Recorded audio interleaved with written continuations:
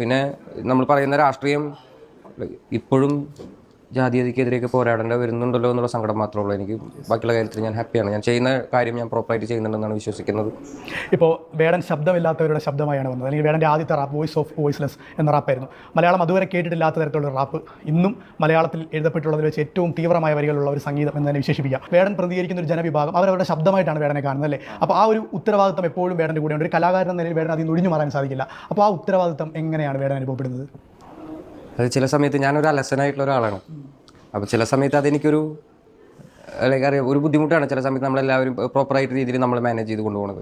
പക്ഷേ ഞാൻ ആത്മാർത്ഥമായിട്ട് അങ്ങനെ തന്നെയാണെന്നാണ് വിശ്വസിക്കുന്നത്. അപ്പോൾ എനിക്ക് കുറേ കാര്യങ്ങൾ എനിക്ക് ഹാൻഡിൽ ചെയ്യേണ്ട ആവശ്യമില്ല. നമ്മളെടുക്കുന്ന ജോലിയും ഇപ്പോൾ പറഞ്ഞല്ലോ, ഞാൻ 6 വർഷത്തോളമായി ജോലി എടുക്കുന്നു അപ്പോൾ സംഗീതത്തിലേക്ക് വന്നിട്ട്. അപ്പോൾ ഈ 6 വർഷത്തിനുള്ളിൽ ഞാൻ ഒരുപാട് ഹൈറ്റ്സ് അച്ചീവ് ചെയ്യും, ഒരുപാട് തവണ വീഴുകയൊക്കെ ചെയ്തിട്ടുണ്ടെങ്കിലും